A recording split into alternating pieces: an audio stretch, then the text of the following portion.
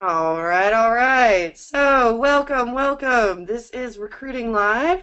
My name is Katrina Kibben, and on my right, what does not rhyme with Ricola? His last name. It's Nicola, like Italian, right? Yes, yes, very, very. You have to pronounce the Nicola like Coca-Cola, Pepsi Cola, not, Exactly. We had to clarify not that up like, front. yeah, not Since I Ricola. So I there you I go. mean, I've pretty much been butchering your name since we started this show because you've been attending the show for a while, and I'm so excited to have you on today. So, for anybody who's new on the line who hasn't attended a recruiting live before, unlike David, um, this is not a webinar. We're not going to have slides. We're not going to present anything. We're having a conversation about sourcing and recruiting today. So what I want you to do is figure out how to use that question pane right now. So I want you to ask questions, even if you just test to say hello.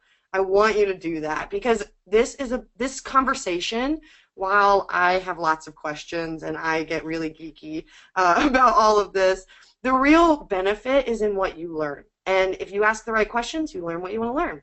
So, hello, Tom. Hello, Derek. You guys are all awesome. Derek says he loves your shirt, by the way. He's a big coffee Awesome. guy. I wore it just for Greg and for Derek. So here we go. Absolutely. And I want to start with saying happy birthday. I brought a birthday Thank candle. you. It's a I T-Rex. appreciate Okay. that. I'm on this awesome And birthday high still, so I'm enjoying everything. So thank you, by the way, for everyone who's messaged me and whatnot on social. I appreciate it. Thank you so much. absolutely. I know. Those are always so nice. Just getting those little hellos. You're like, hey, how you doing? And let's start with a dad joke. Because really, I know you for your great dad jokes, and I think a lot of other people do too. So go for it. Let's hear your best Well, dad joke.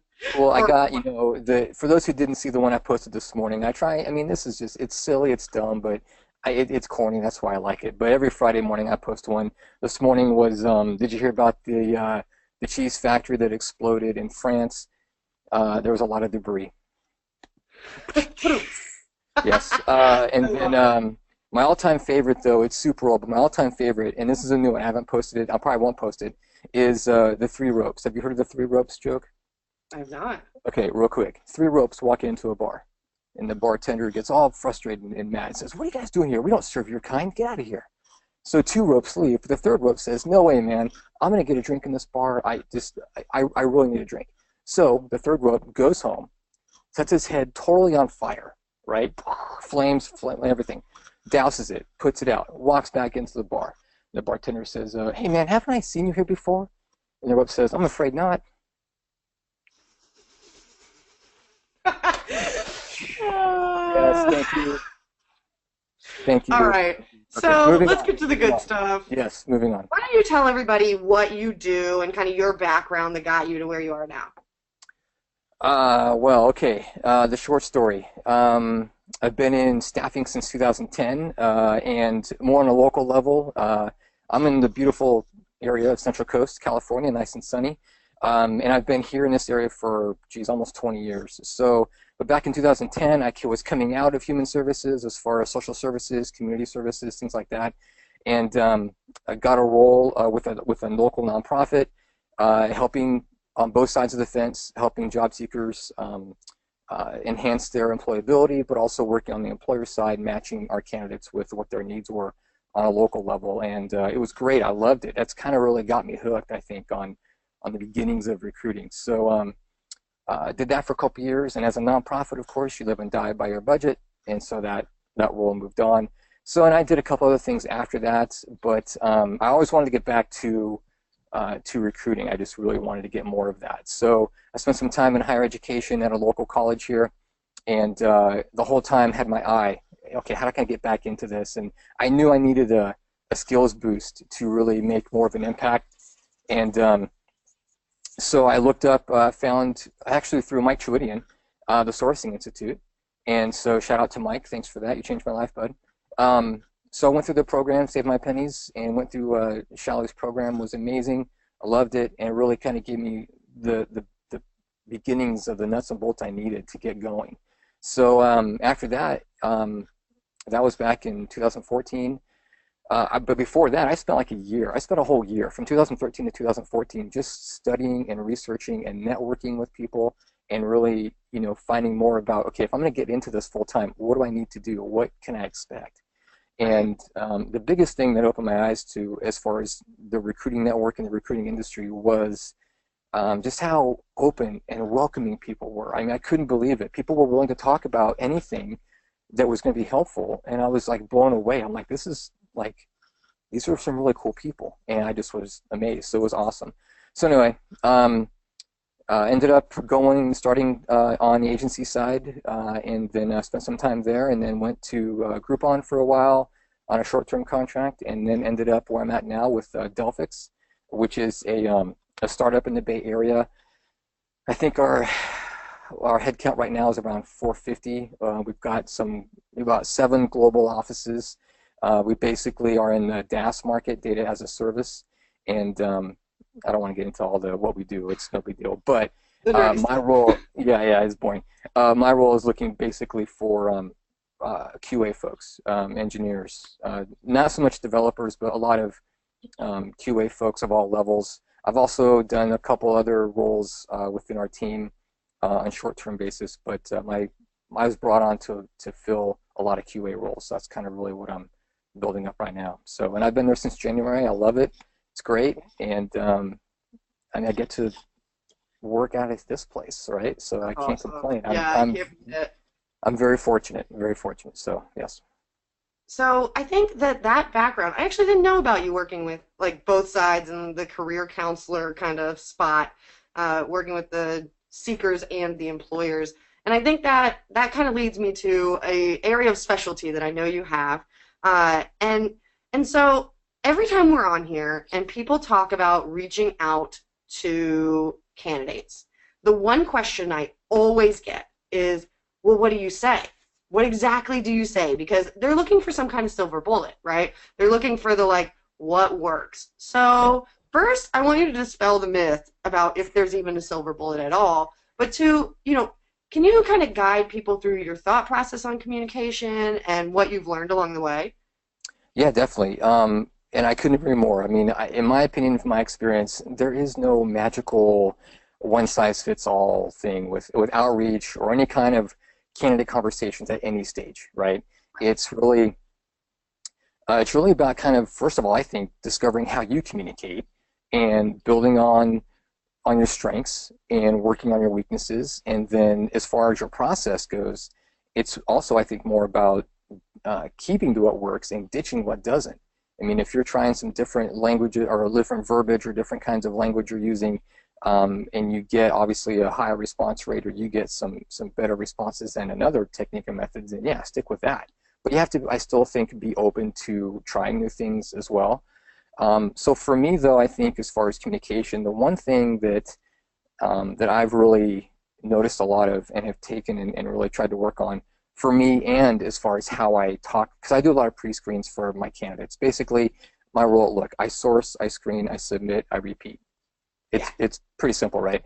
So for me, though, one of the things that's at the forefront of my mind when I'm talking to candidates in that pre-screen is how they communicate, not just their tech stack or not just what they can do, but how they come across, and as far as communication style, because that for me helps me prepare my team as far as what to expect. So the two different kinds of things that stand out to me are, as far as communication, are condensers and expanders. So, and I actually picked this nifty tool up when my wife was in grad school years ago, and I got to be her guinea pig on this assignment she had, and it was to kind of, okay, figure out what kind are you? Are you a condenser or an expander? Basically, expanders, obviously, they talk a long time. They talk in circles sometimes. They have a hard time landing the plane. They elaborate. They go off on tangents. And I can safely say that I'm an expander, right? So I'll just admit that. I'll own that. And then there's also, and expanders, they process as they talk, as opposed to condensers where they're short, they're sweet, they're to the point. They process more internally and then really spit out the only information they think you need to know. Yeah. So I used to think that there was a right and wrong way. You have to be one or the other, or there's a right and wrong, and there really isn't, to be honest. Expanders are hard to deal with because you have to really kind of rein them in. You got to have that hard stop. You got to ask more, yes or no questions a little bit. Condensers, you got to do some more digging. You got to really try and ask more open-ended questions, and really kind of just go along and see what other information is there that maybe they don't think it's important, but to you it maybe is. So, so that's what I kind of had to figure out for me, what my communication style is, and also be able to be flexible enough and adapt to switch it up. Like, I know I'm an expander, but there are times at work where I know I need to be a condenser when I'm talking to certain staff or certain candidates. I just got to keep it short, just get in, get out, and move on. So being flexible enough to be aware of that is, I think, is a huge deal. Well, absolutely. And I'm sure that your candidates really appreciate that you're helping that you're trying to help them succeed, right? Like coaching them to say, on both sides, coaching the hiring manager to say, Yes. ask the right questions and tell them, no, I know they know how to do this. Just make sure that you're asking, the next question, prepare yourself to do that versus the expanders where you're like, you're going to have to rein this guy in. He's chatty. So Yes. how do you talk to a hiring manager to explain that? Is it explaining your theory or is it being really specific about that candidate? Well, I start with them personally, and I try and help and try and figure out with them, okay, what do you like in a conversation? What are some things that stand out to you when someone's talking to you? What annoys you? Or what do you like? So if I can start with there and kind of figure out what appeals to them, then I can use that as a baseline and build on it and say, okay, great, look, I'm an expander too, but I don't like it when I blah, blah, blah, or I love it when people talk to me and they say this or that. And then I just make that eventual transition onto the candidate side and say, look, I've got, X number of people that are in the pipeline, and I can tell you right now, 10 of them you're going to have a little bit of a difficulty with because you're a condenser and these guys are expanders. So have some grace, have some flexibility with them because they've got good game, but communication-wise maybe isn't their best skill. And I think that a hiring manager will be able to understand and see really the full scope of the whole package of what a person brings and not just focusing on the negative stuff or little nitpicky things here or there. But as far as questions, I kind of have my own baseline of specific screening questions I have. Some are cheesy, some are, pretty interesting. I've gotten some interesting responses from candidates as far as what I ask. But so I start with there and just kind of walk the hiring manager through and just kind of recap and go from there. So works out pretty good. Absolutely. And just so you know, if you see me giggling, it's because Steve Levy is trying to make me laugh right now with jokes that are inappropriate for sharing at the group level. The last one had me doing the shoulder shake, so if you see that, that's why. It's not my camera bouncing. And I'll share the joke with you after, David. So Steve was saying, it sounds like you're taking the manager's intake meeting notes to the outbound sourcing and screening side too, kind of working both ways. Yeah, I would say so because, I want to do, my best to prep this candidate. Okay, look, this is what you can expect what our process is going to look like. You've got, X number of rounds, you've got X number of phone calls. This is what you're going to expect at the on-site, if you get that to that level. I really try and do my best to give them as much heads up as possible what our experience is going to be like with us in our process and what our testing assessments are like, what our senior engineers are like when they're giving those phone screens. And, we use CoderPad, for example. So, hey, look, you're going to get a link to your call with the screen sharing session, and you can code it in any language you want. And I just try and really prep them as best I can to give them, I want to give them a good shot. And if they fail and bomb on their own, then that's on them. But at least I can say that I gave it my best. So. Absolutely. And Chris Smith just chimed in. This is so great to hear. I live and die by my intake notes. A few questions coming in. Greg Hawks, I know who's a friend of yours. He's loving the condenser versus expander concepts. That's awesome. He said, is your hiring manager a bottom line person or a need all the details person? How do you figure that part out? They are. I quickly assessed that the hiring managers that I'm working with, they are, look, just give me the meat. Don't fart around. What do I need? Let's just get down to the nuts and bolts. There's none of this excessive, process. There's nothing excessive about or unnecessary about what we're doing. or our process, nothing flowery.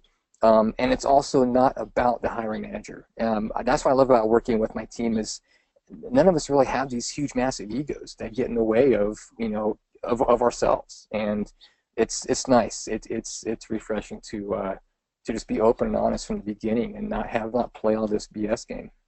Right. I find that in startups, sometimes they think that their ego is part of the culture and that like it's a delicate balance, especially with founders, to try to help them understand like we're changing the culture because we're bringing in different decision making processes. It's Yeah. not about beer, it's not about ping pong tables, it's about people who make decisions a little differently than you do, but that help in a collaborative environment.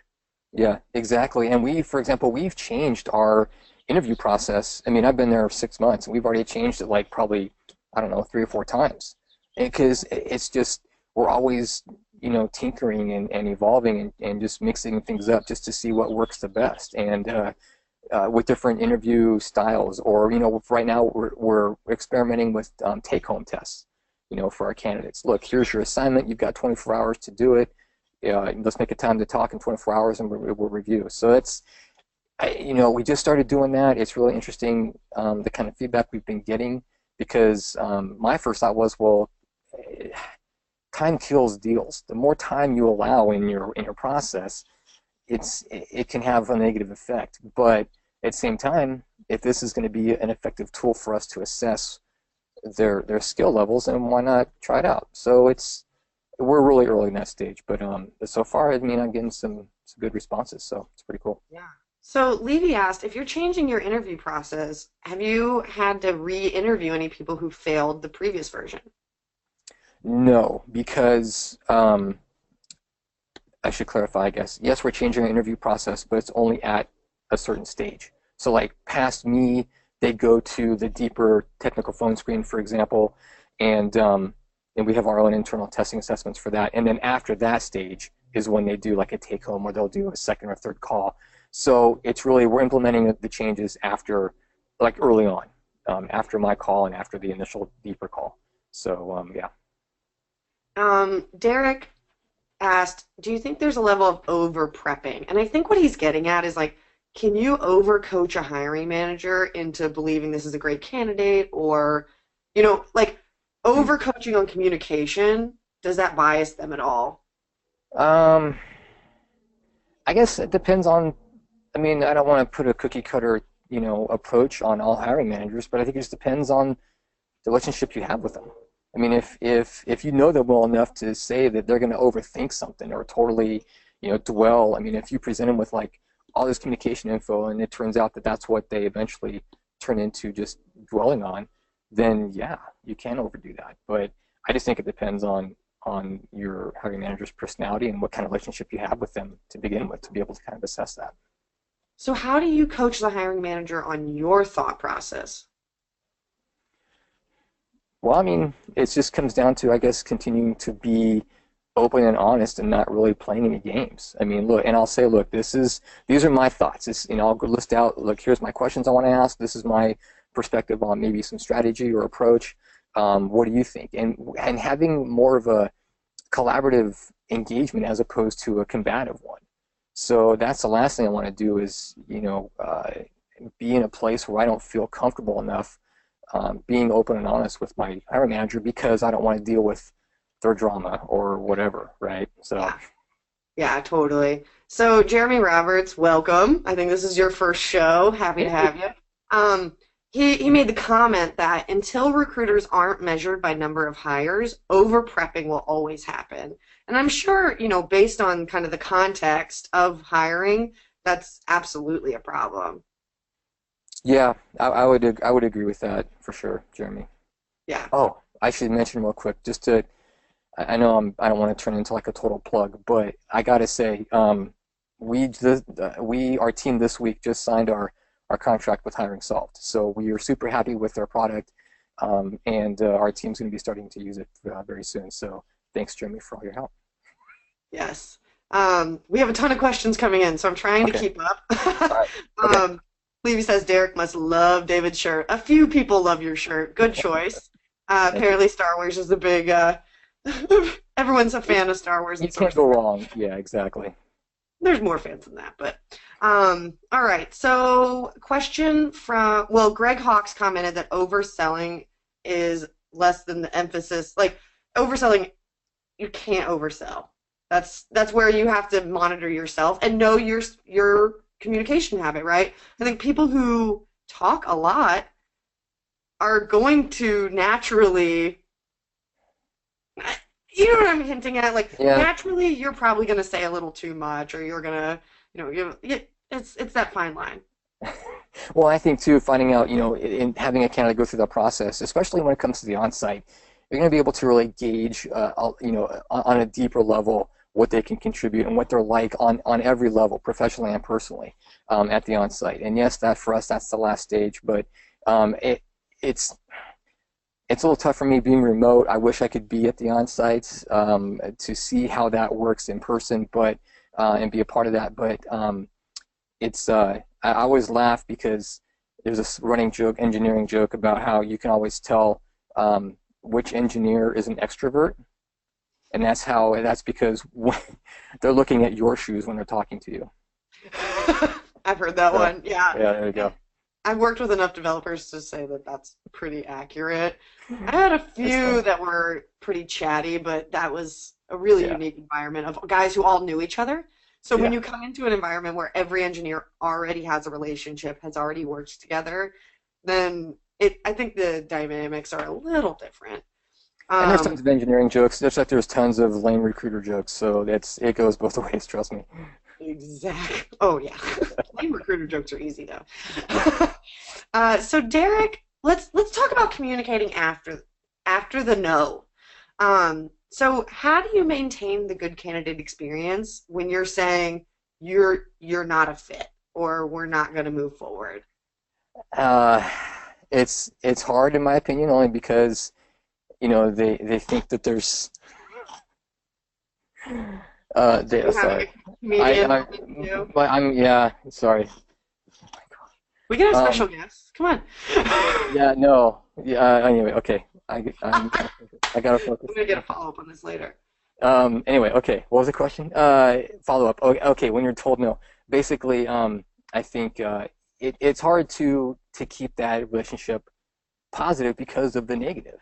So, I mean, that's something I do in my let them down email, right? Is I say, look, our team reviewed your profile, lots of great talent that we had out there, but even though it wasn't a fit this time, we hope that you can still find another role to that you think you're a fit for and go through again. We like to still talk with you, and if not, then we hope this clears a path for for any future endeavors. So it's really, I mean, in fact, I don't know. I just think for me, in fact, funny you should mention that. For me, I think it's more about just keeping that door open and not slamming it shut. Just yesterday, I got an email from a candidate that had actually withdrawn and self-withdrew about 2 months ago because she got another gig. That is falling through, and now she emailed me yesterday, say, "Hey, look, here's my resume. Let's talk, and I'm open to another conversation." Whereas before she wasn't when I cold called her or emailed her. So, Right. but I think the fact she remembered you is probably a sign you're doing something right. I know I'm like, wow, I remember you. And that was yesterday, and then this morning she sends me a birthday note on LinkedIn. So I'm like, sweet, all right, that's awesome. And that's a good person, right? Like I feel like those people skills, those little conversations are what makes somebody stand out and makes you go, "Oh, I remember you. You're the such and such from here and you were interested in da da da da da." Little things like that. I mean, I do that when I go anywhere. Like I go to the vet and I'm like, "Isn't your daughter going to college soon?" Like because it's the little things that actually build that rapport with people. Exactly. Um, so here's a question: not so if we're not measuring recruiter success on number of hires, what do you measure recruiter success on? My first thought is quality. I That's mean, and exactly what Levy said. yeah, quality. I mean, if the people you've brought on that you've sourced and have gone through the process and have come on board, if half of them are gone in 3 months, 6 months, I mean, I'm not going to say all the blame falls on, on me, but at the same time, you have to really take an honest, hard look at what your processes are. And there's other factors that are out of your control, sure, but yeah, quality without a doubt. Yeah. Aaron Daniels is on. Thanks, buddy. He said, I like that you said it's hard for you to say no because that means you've built a solid rapport and something that's really lacking with a lot of recruiters. Yeah, I mean, and there are some screens that I go through, and I can tell within, geez, the first 30 seconds, this is just not going to work, Yeah. and so, but it doesn't mean I hang up on them in, 35 seconds. It just means that, look, I'll give them some time, and I still want to tell them and give our pitch and be able to give them more information about us. That way, at least they walk away with more knowledge than they had when they first called me. So, Exactly. A few comments here. That conversation and getting to know people, it's called getting to the yes, little successes, and having those little check-ins, I think, always add up to when they're likely to come to you and be like, I want to work for you. And I think that works really well too. A lot of people talk about hiring from the tech giants and, well, you want so and so from Google, which I don't believe in. But I think that if that's really one of your goals, you need to build a lot of rapport on the way because you're one of a yeah, million, not, yeah, exactly. Exactly. I know just this week we had a guy that actually I found and we brought on. He accepted our offer, was going to start next Monday or next Tuesday, and then at the last minute pulls out like on Tuesday this week and says, I got my dream job at Google. I'm going to go over there. I'm like, oh, freaking Google. Come on. Yeah. So well, I mean, there's other, I think being aware of obviously who your competitors are and look, I poach as much as possible. I'll try and do whatever competitive research I can to pull people out. So we've got a lot of ears to the ground in terms of what the vibe is and what the senses are among our competitors. So yeah, Levy said the grass is always greenner over the septic tank. yeah, that's And, where everyone's shitting too. That's right. right? And Derek said, freaking Google. I'm sure a lot of you have that moment when you're hiring in tech, especially in the Bay. Like, damn Yeah, them. yeah, I know. They're so stupid. What are they doing? They don't know anything. Freaking Google. Yeah. Yeah. So So Greg's sharing a little bit about an article he read on transformation talent. It's the people who really understand, and tell me, Greg, if I'm getting this wrong, that it's the people who really understand what these people do that hire better people. Example, you get a scientist talking about your company to other scientists, and then you get better scientists. Like, you just get yeah, better quality all along the way. Makes sense to me. definitely, absolutely. Yeah, because even a no, when someone says no to you for a job, that doesn't mean that they stop talking about you. It Yeah, doesn't mean that the next time one of their coworkers is laid off, they're not going to be like, I talked to this really awesome recruiter who's trying to get me. You know what I mean? yeah, And creating the circle of recruiting, I guess, and actually doing the referrals, thinking about exactly, referrals in the long game. exactly. And I think maybe even though a small percentage of future hires may come from referrals, but it's still just as valid as anything else. So you can't ignore that. Exactly. He says nerds like to talk. Truth. That's probably why we're all on the line still. Uh, all right, let's pick one more question because we're already up on time. That always happens. I'm like, Already, come on. exactly. Um, so let's look. All right, got a Levy question here. Of course. Have you had a And hiring manager tell you that what they've done in the past was wrong when it came to recruiting? have I had a hiring manager tell me what they've done in the past is wrong? Well, I'll say no, but at the same time, it's not like I've got, umpteen years of experience to draw from either, Steve. I mean, I'm sure you do, you have, but in my experience, that hasn't happened yet. I'm sure it probably will. Maybe it might, but as of right now, no, it hasn't happened. All right. Well, that's our time. David, thank you so much, both for clarifying how I actually say your name, and coming to join us on the show the day after your birthday. Happy, happy birthday. Thank you Uh, guys so much. I appreciate it. Thanks for having me on. Yeah, and so next week we have Alan Fuhrer. If you don't know Alan, Ooh, so talent. he's the head Right of on. talent at Nestle. He's from LA and he tells a great story. He and I, when we get on the phone, we talk literally for hours. So I hope all of you will join us. The page will be up today, and the recording of this will be available if you want to share it with anyone on your team by the end of the day at the same URL that you registered at. So if you want to register to see Alan, you're actually already registered because you registered in the first place. And that is our special guest of the day. Silly. Silly waffles. Say hi, Silly. I love it. All right, David. Thank you All again. right. I really appreciate it. Everyone who's still on the line, thank you for being here, and we'll see you next week. Same time, same place. See you guys.